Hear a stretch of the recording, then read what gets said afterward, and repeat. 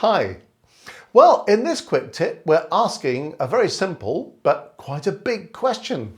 Why bother with theory? Because let's face it, most people don't rush out to buy a theory book and start trying to learn all this stuff and start taking exams and working past papers in theory. After all, isn't it much more fun just to get on and play your instrument? That's absolutely true.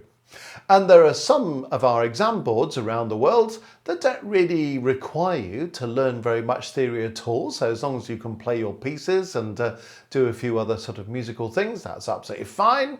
There are other exam boards around the world that say, well, when you get to a certain point, you're going to have to do some theory before you carry on.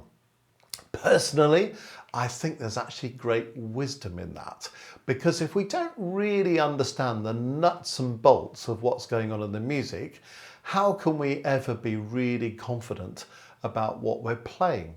Of course, we can learn to play by ear, that's absolutely fine, but there comes a point where it might be actually rather more useful to be able to read the music and to understand what's going on. I've met a lot of people in my musical life who are very happy just to be able to play a few pieces from memory that they sometimes play very well indeed. But as soon as they want to learn a new piece, it takes them forever because they have to memorize all the notes before they can get on. What a liberation it is to be able to read the notes. So at a very basic level, music theory is just that. It's learning to read, well, what are the letters of the notes on the stave? And how does that relate to what I have to do on my instrument? It's then learning about the pitch of notes outside the stave on what we call ledger lines above and below the stave. It's also understanding what all the different rhythms are, and not just understanding that this note's got one beat and that one's got two beats, but really understanding how we connect rhythm so we get to a point where we can read it and just produce it without having to think too much about it.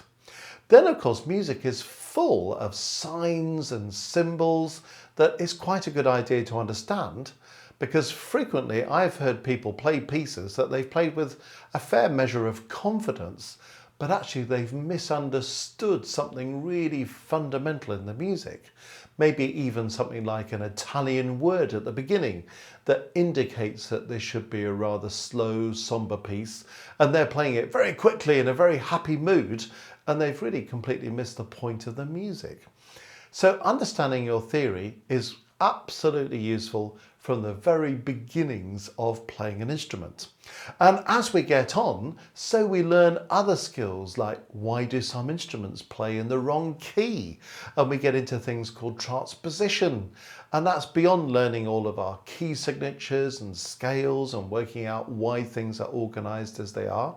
And when you get further on, it gets more and more engaging. When you start to understand about chords and how they work inside keys and how one chord connects with the next one, we get into this whole thing about how the harmony functions, about learning to compose your own music, to design your own melodies and so on, how to structure things, the fact that music comes in particular structures over and over again.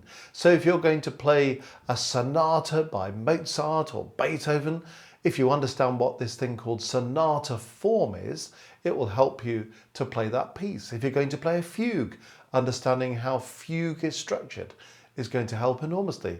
If you want to play a pop song and you realize that maybe that's in a ternary form, so you have a first section, a contrasting middle section, and then maybe some embellishment of the first section again, just understanding all these basic things is really going to bring us into a new place with our playing and with our appreciation of music.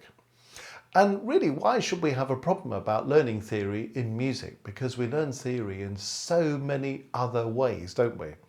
I mean, if you want to take your driving test, for example, in many countries, you have to take a theory test before you can actually take the practical test. Are you going to be completely safe on the road if you don't know what all the road signs mean? So there's theory behind everything that we do. So really this film is just to encourage everyone out there to think about theory, and whether you've done any or not, make a start. If you've done some theory, can you extend your theoretical knowledge a bit further? Or did you do the basics some time ago, but now your playing has really moved on, or your singing's really moved on, but maybe the theory hasn't quite kept up? So do have a look at it. And if you find it difficult to absorb all this stuff from books, and I think many people do, then have a look at the films that we've made at Music Matters, because we've got a whole theory package that starts at the very beginning and works through the whole thing step by step, all on film, so it's explained to you, you can see it written down, you can hear what it sounds like, and you'll find that the more you get into this understanding of music theory, the more the whole thing makes sense to you.